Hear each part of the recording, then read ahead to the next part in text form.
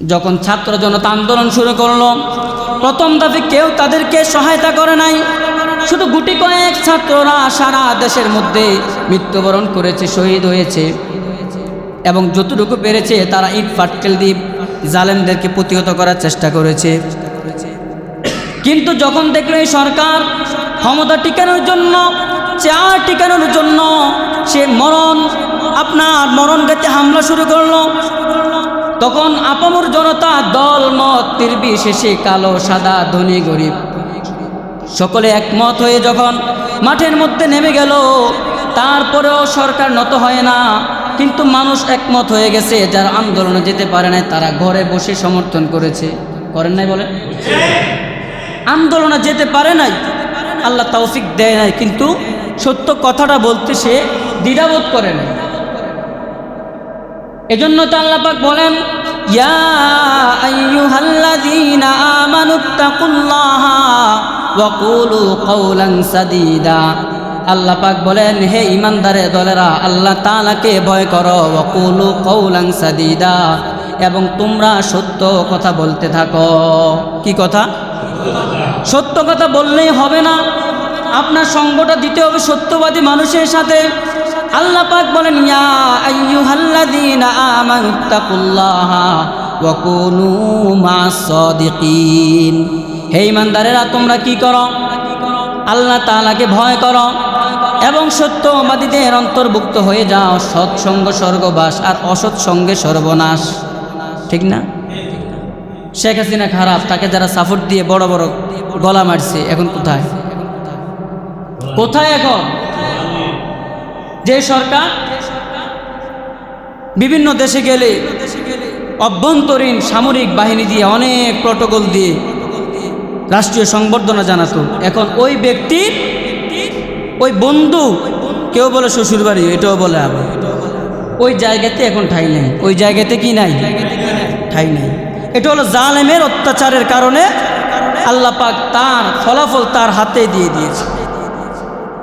বললাম না, অতীতে যত জালেম শাসক ছিল, যত অত্যাচারী ছিল, কেউ শান্তিতে দুনিয়াতে থাকতে পারে নাই। হাজ্জাজ বিন ইউসুফের কথা বললাম, তার অবদান কি ইসলামে জানেন? কাবা শরীফ এই পর্যন্ত 11 বার ভাঙ্গা হয়েছে, 11 বার বানানো হয়েছে। কতবার বলেন? 11 বার। আদম আলাইহিস সালাম থেকে শুরু হয়েছে, ঠিক আপনার ইব্রাহিম আলাইহিস সালাম পর্যন্ত আসার পরে আপনার মুহাম্মদ সাল্লাল্লাহু আলাইহি সাল্লাম, আমাদের নবী পর্যন্ত শেষ যেই আপনার স্থাপনাটা করেছেন, এটা হযরত আমাদের শেষ নবীর আমলে হয়েছে। কিন্তু ইমাম মালিক রহমতুল্লাহ আলাইহি যখন মদিনার জিন্দিগিতে ছিলেন, বিভিন্ন শাসক যখন পরিবর্তন হয়ে আসতো, তখন আপনার এই শাসকরা কি করত? আপনার বলতো যে আপনার এটা ভেঙে আমরা আবার নতুন করে করব। কি করব? কারণ ওই যে পূর্ব থেকে যারা আসছে তারা এটাকে ভেঙে ভেঙে সংস্কার করে নতুন করে বানাইছে। কিন্তু শেষ আয়সা একেবারে হাজ্জাজ বিন ইউসুফ, যে মুসলিম বিশ্বে সবচেয়ে মুসলিম একজন জালেম অত্যাচারী শাসক। এখন যে এই কাবা শরীফ যেই আপনার কাঠামোর উপরে আছে, এটা কিন্তু হাজ্জাজ বিন ইউসুফের তৈরি। কার তৈরি? কথা বলে না, কোন? হাজ্জাজ বিন ইউসুফ। আচ্ছা বলেন, আমাদের এই মসজিদের দাম বেশি নাকি বাইতুল্লাহ শরীফের দাম বেশি? আবার সকলে দেন, বাইতুল্লাহ শরীফের দাম বেশি না এই মসজিদের দাম বেশি? তাহলে হাজ্জাজ বিন ইউসুফ তো বাইতুল্লাহ শরীফটা নির্মাণ করল, কিন্তু তার নাম ইতিহাসের কথায় এখনো জালেম। এখনো কেন জালেম? সে আল্লাহর নবীর একজন সাহাবী, অনেক বড় সাহাবী আব্দুল্লাহ ইবনে জুবায়ের রাদিয়াল্লাহু তাআলা আনহুকে বিনা কারণে নির্বিচারে হত্যা করেছে। এরকম 18 জন সাহাবীকে হত্যা করেছে সে। 18 জন সাহাবী, বলেন কতজন?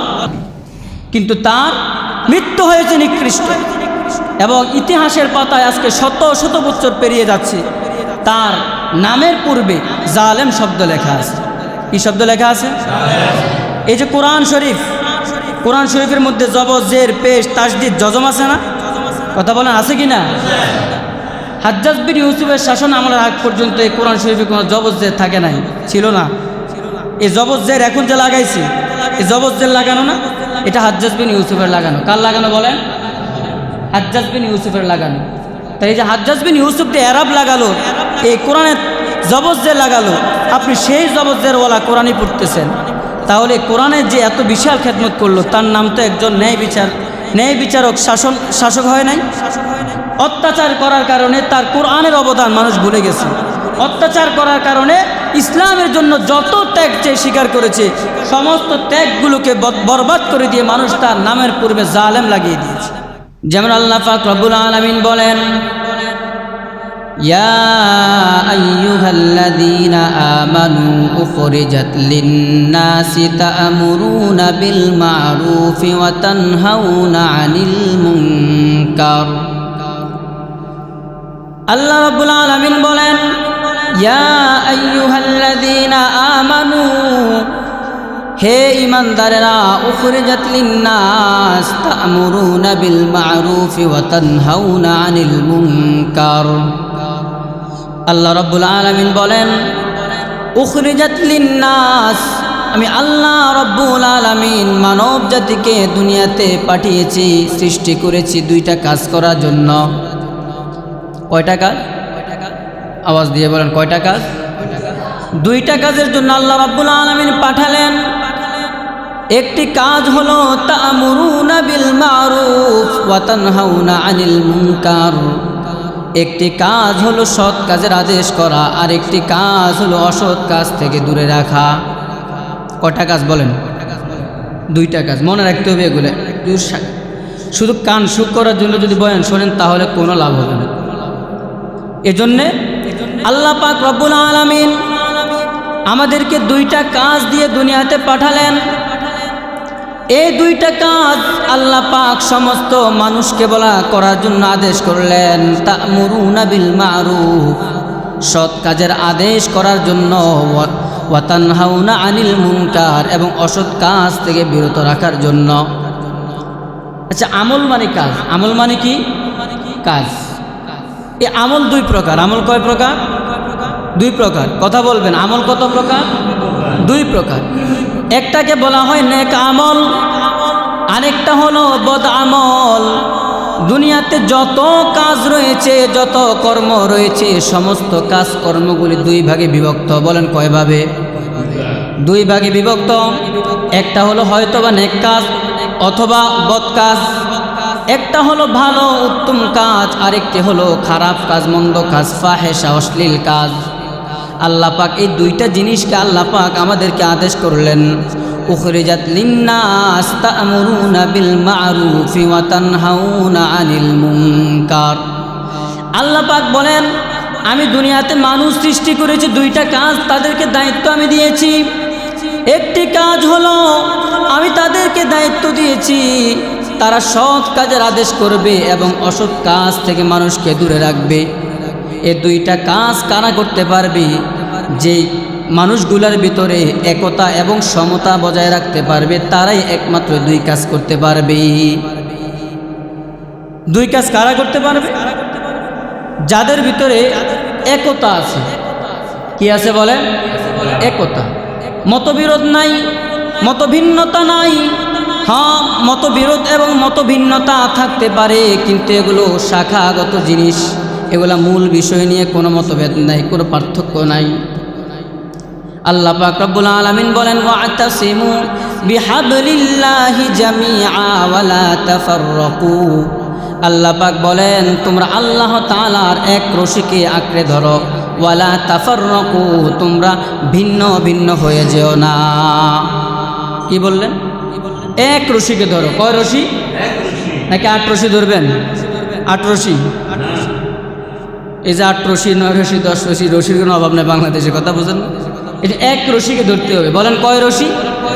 এক রশিকে আল্লাহ পাক রব্বুল আলামিন বলেন, যদি এক মতে থাকো, এক প্ল্যাটফর্মে থাকতে পারো, তাহলে দুনিয়ার কোনো বেঈমান, কোনো কাফের, কোনো মুশরিক, কোনো অত্যাচারী, কোনো জালেম আমাদেরকে কোনোদিন পরাজয় করতে পারবে না।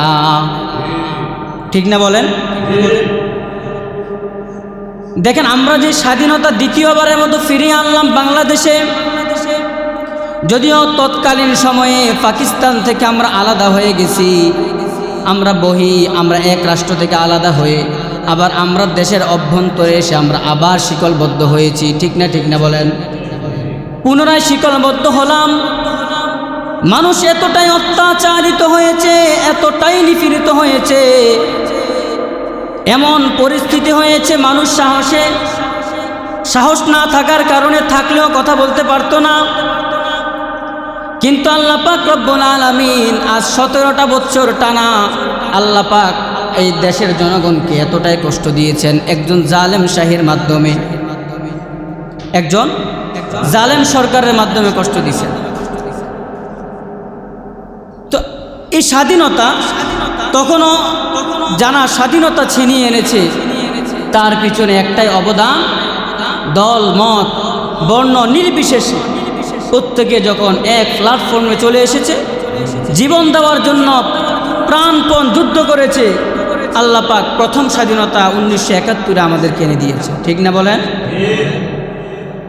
আবার যখন আমাদের কৃতকর্মের কারণে, আমাদের বদ আমলের কারণে, আমাদের অন্যায় অপরাধের কারণে আল্লাহ পাক রব্বুল আলামিন আমাদের উপরে জালেম শাসককে আমাদের উপরে চড়াও করে দিয়েছেন।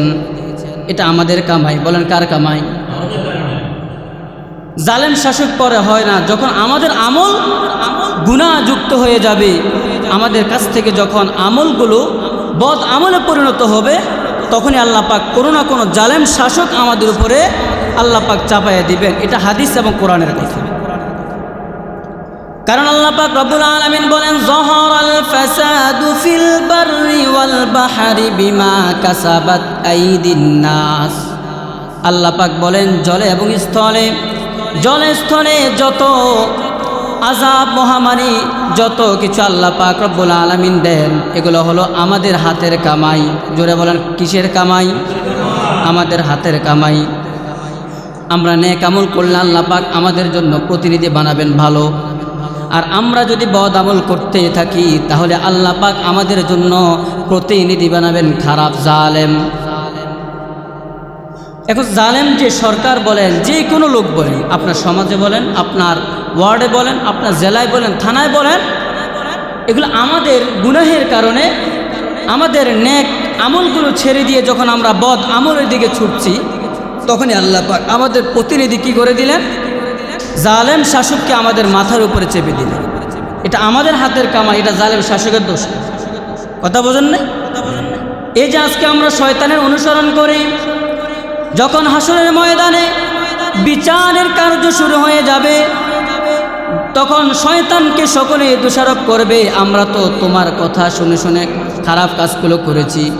তখন শয়তান বলবে, তোমরা কি আমি আর চিনি না?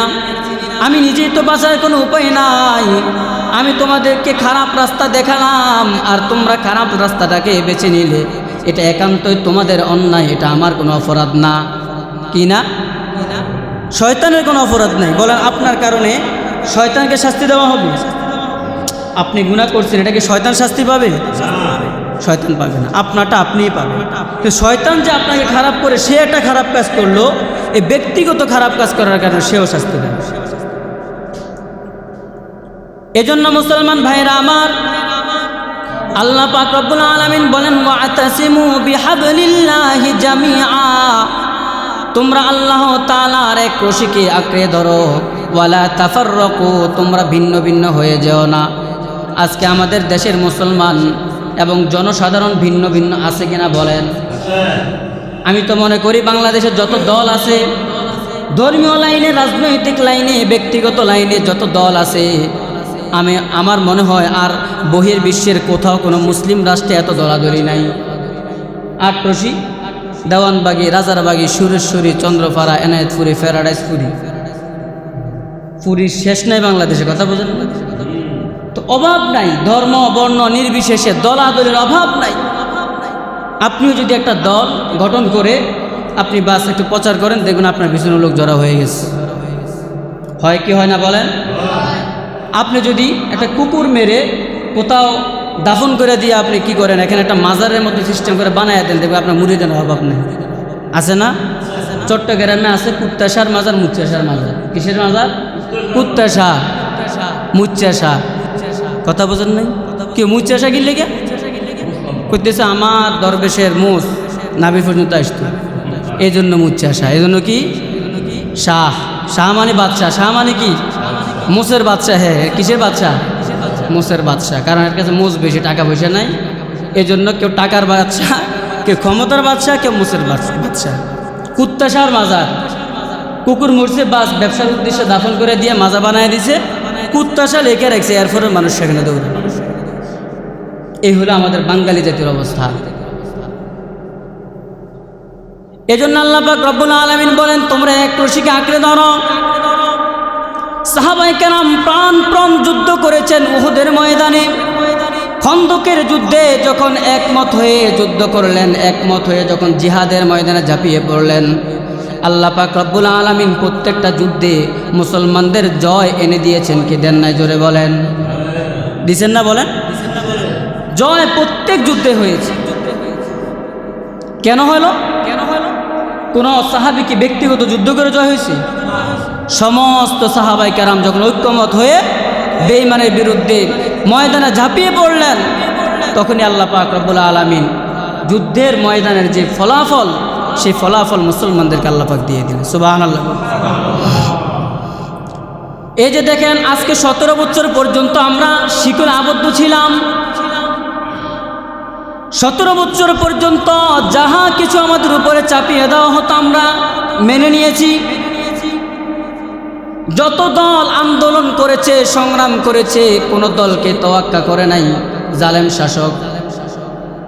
কারণ আমরা আলাদা আলাদা আন্দোলন করেছি, আলাদা আলাদা সংগ্রাম করেছি, এই জন্য আমাদেরকে সরকার চ্যালেঞ্জ মনে করে নাই, তোয়াক্কাও করে নাই।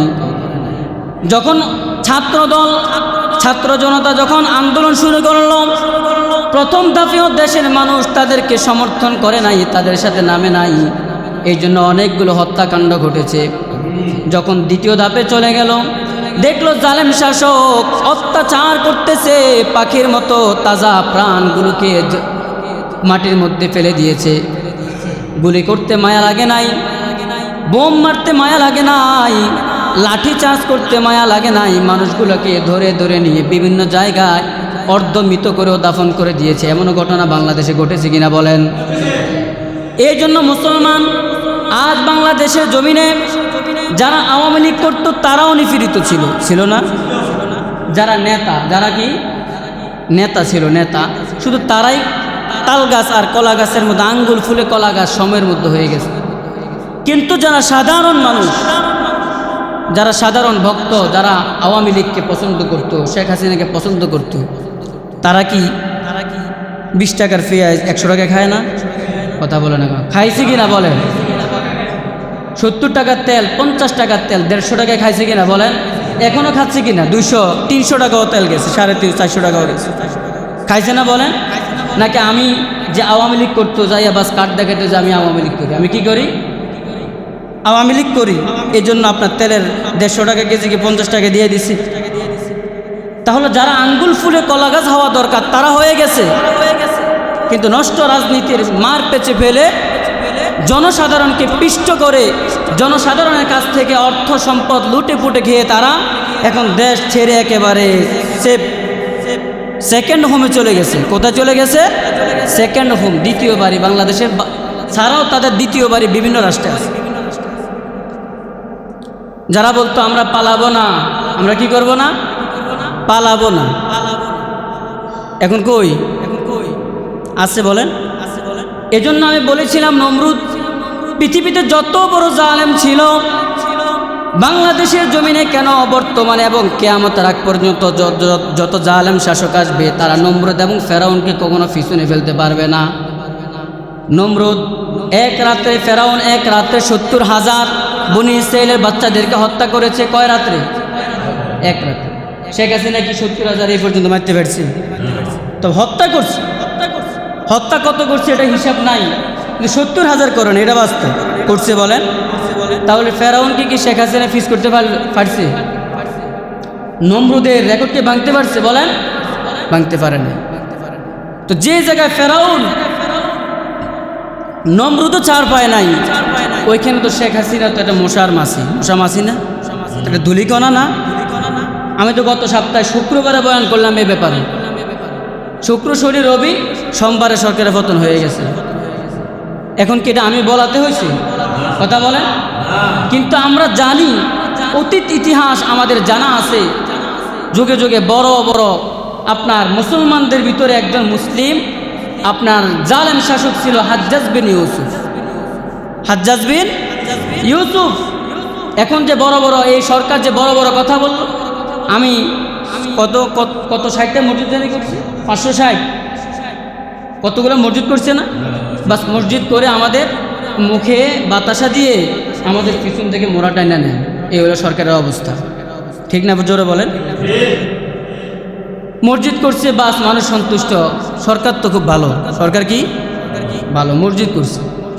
আমাদের কওমি মাদ্রাসা সনদ দিছি, এই জন্য আমাদের অঙ্গনে অনেক আলেমরা এর পা চাটে। কথা বোঝেন নাই? আমাদের অঙ্গনের কি অনেক সব আলেম গুটি কয়েক আলেম পা চাটে, সরকারের পা চাটে, কিলে সনদ দিছে। আর সনদ এটা আমাদের যে অধিকার, এটা আমরা আন্দোলন করে সংগ্রাম করে তাজা প্রাণ মাটিতে পড়ার পরে তারপরে আপনার এই সনদের যে স্বীকৃতি সেটা দিয়েছে। আজকে যে কোটা বিরোধী আন্দোলন শুরু হলো, এটা কোনো বিষয় না, কিন্তু সরকার কোটাটাকেই গুরুত্বপূর্ণ মনে করছে।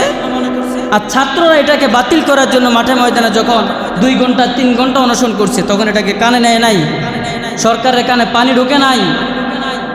বাস এরকম করতে করতে আন্দোলন দীর্ঘায়িত হতে হতে যখন বিনা কারণে আবু সাঈদকে হত্যা করা হলো, সারা দেশের সমস্ত আপামর জনতা তার ভিডিও দেখে চোখের পানি ধরে রাখতে পারে না।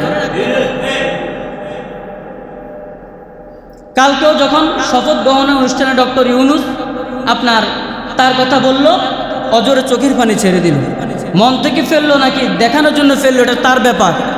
কিন্তু তার কান্না দেখেও আশেপাশে যত ছাত্র এবং যত সমন্বয়করা ছিল প্রত্যেকে চোখের পানি ফেলেছে, আমিও চোখের পানি ছেড়ে দিছি। এই ব্যক্তি এইভাবে দাঁড়ায় রয়েছে, আশেপাশে কোনো সংগ্রাম আন্দোলনকারী নাই। সে কিন্তু এটা ভাবে নাই যে আমার দেশের পুলিশ বাহিনী, আমার দেশের বিজিবি বিডিআর আমার বুকে গুলি করবে, আমার টাকায় ট্যাক্স নিয়ে, আমার টাকায় আপনার রাষ্ট্র চলার পরে এ রাষ্ট্রের অস্ত্রশস্ত্র আমাদের টাকায় কিনা আমাদের বুকে গুলি করবে, এটা ভাবে নাই। কিন্তু সেগুলি মারছে, সেগুলি কি করছে? একটা খাওয়ার পরে সে মাটিতে লুটে পড়ে নাই, সে ভাগেও যায় নাই। কারণ মানুষ মনে করবে কি সে ভয় পেয়ে গেছে, সে পরাজয় বরণ করছে, আবার বুক পেতে দাঁড়াইছে, আবার আরেকটা মারল। অসংখ্য গুলি মারার পর যখন সে মাটিতে লুটে পড়ে গেল, মৃত্যুর আগে সে বলছে, আমি যদি মরে যাই আমার এই লাশ নিয়ে তোমরা বিজয় মিছিল করা ছাড়া আমার এই লাশ দাফন করবে না। এ রক্ত ছাড়া কোনোদিন বিজয় আসে নাই, জীবন ছাড়া কোনোদিন বিজয় আসে নাই। আপনি রাষ্ট্র বলেন, আপনি ধর্ম বলেন, যে কোনো খাতেই বলেন, আপনি জীবন যখন যাবে, রক্ত যখন আপনি ঝরাবেন, তখনই আপনার বিজয় অতি সন্নিকটে, বিজয় আপনি পাবেনই। ছাত্ররা কি বলল? যে আমরা স্বাধীনতা যুদ্ধ করেছি 9 মাস। বলেন কয় মাস? 1 মাস করার পরে যদি স্বাধীনতাকামী এই মানুষগুলো যদি থেমে যেত যে আমরা আর পারবো না, 1 মাস হয়ে গেছে, যদি থেমে যেত এই স্বাধীনতাকে আসতো, বলেন 2 মাস করলো, ক্ষান্ত হয় নাই, চেষ্টা করছে আরও করবো, 3 মাস করলো, হয় নাই। এরকম করতে করতে 9 মাস যখন করলো, আল্লাহ পাক তাদের রক্ত এবং জীবনের বিনিময়ে আল্লাহ পাক জালেমদের থেকে আমাদেরকে কি করলেন? স্বাধীনতা দান করলেন। এর প্রথম স্বাধীনতা। বলেন কি? প্রথম স্বাধীনতা পাওয়ার পর এখন ঘরে এসে আবার আমাদের ঘরের মানুষ আমাদের পায়ে শিখল, এটা আমার বাবার দেশ, এটা আমার অমুকের দেশ, এটা আমি স্বাধীন করছি। আমার বিরুদ্ধে কথা বললে বিদ্যুৎ বন্ধ করে দেব, আমার বিরুদ্ধে কথা বললে গ্যাস বন্ধ করে দেব। হুমকি, এটা একটা সন্ত্রাসের হুমকি। মানুষ বাস্তবিক অর্থে তার এই থ্রেট, তার এই আপনার যে হুঙ্কার মানুষের বিরুদ্ধে, এগুলো মেনে নিয়েছে। ডরে আর ভয়ে কথা বলতে পারে না। শুধু আমাদের আলেম সমাজের ভিতরে গুটি কয়েক আলেম, ওলামায়ে কেরামের সর্বস্তরের আলেমরা কথা বলেছে, জেল খেটেছে। যুগে যুগে এই সরকারের আমলে অসংখ্য আলেমকে হত্যা করা হয়েছে। করে না? জোরে বলেন। এই যে আপনি যুদ্ধ অপরাধী বলে বলে কতগুলোকে হত্যা করছে, একদম ডাহা মিথ্যা কথা। মিথ্যা কথা না বলেন কি? যুদ্ধ অপরাধী সব জামাতের ভিতরে, যুদ্ধ অপরাধী সব বিএনপির ভিতরে, যুদ্ধ অপরাধী সব আলিয়া মাদ্রাসা, কওমি মাদ্রাসার ভিতরে। আওয়ামী লীগের এত বৃহৎ দলের ভিতরে কি যুদ্ধ অপরাধী ছিল না? এই যে আপনার হাসানুল হক এনু, হ্যাঁ কিন্তু যুদ্ধ অপরাধী। রাশেদ খান মেনন, সেও যুদ্ধ অপরাধী। এই যে শাহরিয়ার কবির মুরগি চোরা, সেও যুদ্ধ অপরাধী। কিন্তু এই যুদ্ধ অপরাধী যারা রাজাকার, যারা প্রকৃত, তারাই সরকারের আপনার কাপড়ের আঁচলের নিচে থাকে। আর যারা যুদ্ধ অপরাধী নয়, যারা অন্যায়ের বিরুদ্ধে সীসা ডালা পাচিরের মতো দাঁড়ায়, তাদেরকে তারা দমন করার জন্য বিভিন্ন ট্যাগ লাগায়। যুদ্ধ অপরাধের ট্যাগ লাগিয়ে, নারী নির্যাতনের ট্যাগ লাগিয়ে, ধর্ষণের মামলা দিয়ে দিয়ে আবদ্ধ করে রাখতে চেয়েছে। কিন্তু যারা শহীদ হয়েছে, যাদেরকে অন্যায়ভাবে হত্যা করেছে, তাদের লস হয় নাই। কারণ তারা সব সময় চেয়েছে আমরা আল্লাহর রাস্তায় শহীদ হব। কোথায় শহীদ হব? আল্লাহর রাস্তায় শহীদ হব। এজন্য মুসলমান ভাইয়েরা আমার, আল্লাহ পাক রব্বুল আলামিন বলেন, ওয়াতাসিমু বিহাবলিল্লাহি জামিআ ওয়ালা তাফাররাকু, তোমরা আল্লাহ তাআলার এক রশিকে আঁকড়ে ধরো, ওয়ালা তাফাররাকু, তোমরা ভিন্ন ভিন্ন হয়ে যেও না। যখন ছাত্র জনতা আন্দোলন শুরু করলো, প্রথম দাবি কেউ তাদেরকে সহায়তা করে নাই। শুধু গুটি কয়েক ছাত্ররা সারা দেশের মধ্যে মৃত্যুবরণ করেছে, শহীদ হয়েছে, এবং যতটুকু পেরেছে তারা ইট পাটকেল দিয়ে জালেমদেরকে প্রতিহত করার চেষ্টা করেছে। কিন্তু যখন দেখলো এই সরকার ক্ষমতা টিকানোর জন্য, চেয়ার টিকানোর জন্য সে মরণ গাতে হামলা শুরু করলো, তখন আপামর জনতা, দল মত নির্বিশেষে, কালো সাদা ধনী গরিব সকলে একমত হয়ে যখন মাঠের মধ্যে নেমে গেল, তারপরেও সরকার নত হয় না। কিন্তু মানুষ একমত হয়ে গেছে। যারা আন্দোলনে যেতে পারে নাই তারা ঘরে বসে সমর্থন করেছে। করেন নাই বলে? আন্দোলনে যেতে পারে নাই, আল্লাহ তৌফিক দেয় নাই, কিন্তু সত্য কথাটা বলতে সে দ্বিধাবোধ করে না। এজন্য তো আল্লাহ পাক বলেন, ইয়া আইয়ুহাল্লাযীনা আমানুত্তাকুল্লাহা ওয়া কুলু কাওলান সাদীদা। আল্লাহ পাক বলেন, হে ঈমানদারে দলেরা, আল্লাহ তাআলাকে ভয় করো, ওয়া কুলু কাওলান সাদীদা, এবং তোমরা সত্য কথা বলতে থাকো। কি কথা? সত্য কথা বললেই হবে না, আপনার সঙ্গটা দিতে হবে সত্যবাদী মানুষের সাথে। আল্লাহ পাক বলেন, ইয়া আইয়ুহাল্লাযীনা আমানুত্তাকুল্লাহা ওয়া কুনু মা'আস সাদিকিন। হে ঈমানদারেরা, তোমরা কি করো? আল্লাহ তাআলাকে ভয় করো এবং সত্যবাদীদের অন্তর্ভুক্ত হয়ে যাও। সৎসঙ্গ স্বর্গবাস, আর অসৎ সঙ্গে সর্বনাশ। ঠিক না? শেখ হাসিনা খারাপ, তাকে যারা সাপোর্ট দিয়ে বড় বড় গলা মারছে, এখন কোথায়? কোথায় এখন? যে সরকার বিভিন্ন দেশে গেলে অভ্যন্তরীণ সামরিক বাহিনী দিয়ে, অনেক প্রটোকল দিয়ে রাষ্ট্রীয় সংবর্ধনা জানাতো, এখন ওই ব্যক্তির ওই বন্ধু, কেউ বলে শ্বশুরবাড়ি, এটাও বলে আবার, ওই জায়গাতে এখন ঠাই নেই। ওই জায়গাতে কি নাই? ঠাই নাই। এটা হলো জালেমের অত্যাচারের কারণে আল্লাহ পাক তার ফলাফল তার হাতে দিয়ে দিয়েছে। বললাম না, অতীতে যত জালেম শাসক ছিল, যত অত্যাচারী ছিল, কেউ শান্তিতে দুনিয়াতে থাকতে পারে নাই। হাজ্জাজ বিন ইউসুফের কথা বললাম, তার অবদান কি ইসলামে জানেন? কাবা শরীফ এই পর্যন্ত 11 বার ভাঙ্গা হয়েছে, 11 বার বানানো হয়েছে। কতবার বলেন? 11 বার।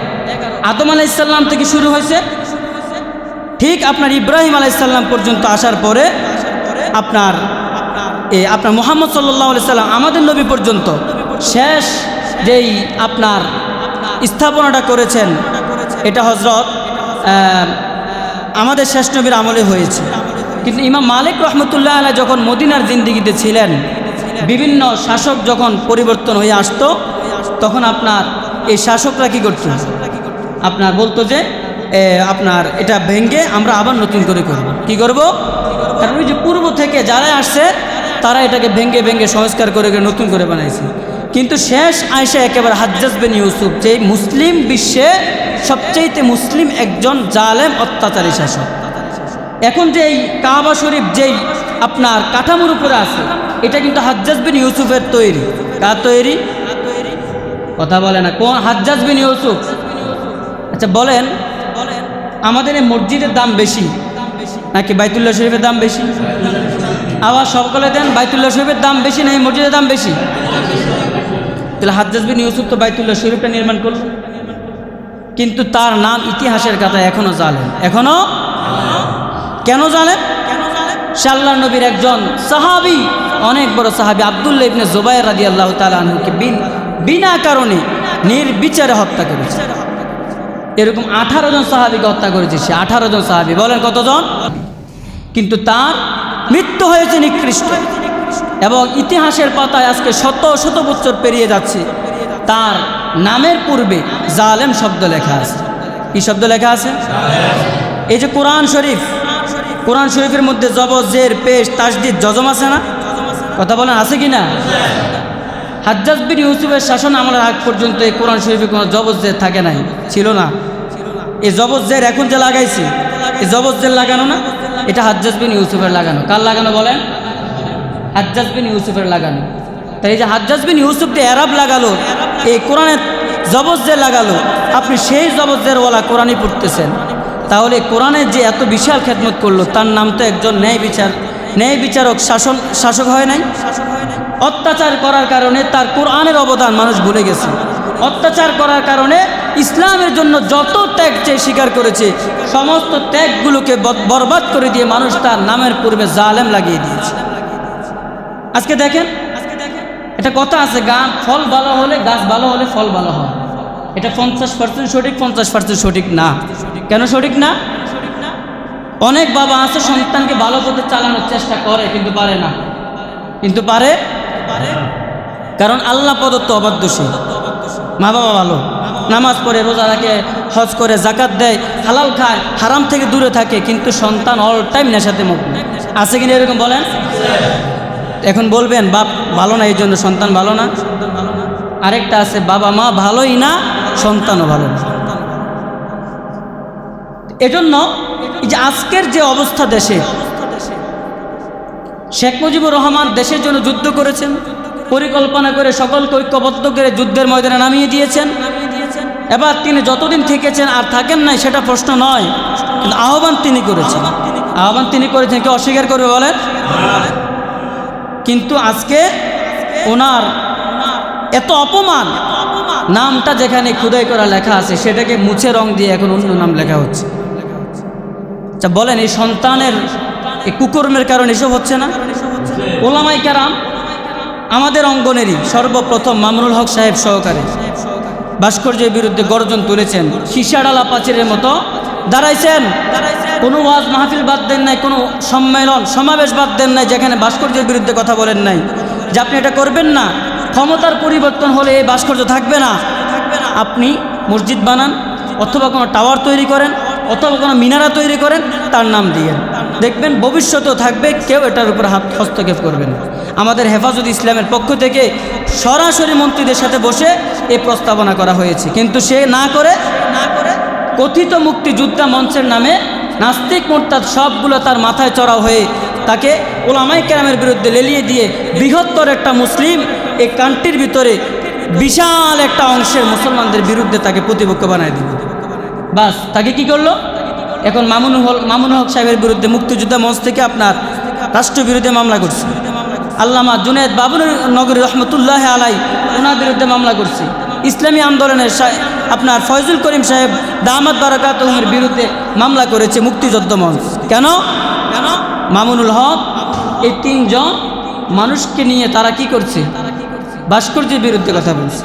আচ্ছা এখন যে ভাস্কর্য আপনি দেশ থেকে পালায়া চোরের মতো চলে গেলেন, আপনি এই ভাস্কর্যকে রক্ষা করবেন? আছে এখন কোথাও ভাস্কর্য? জানা মতে কোনো নাম করা বড় কোনো ভাস্কর্য আছে?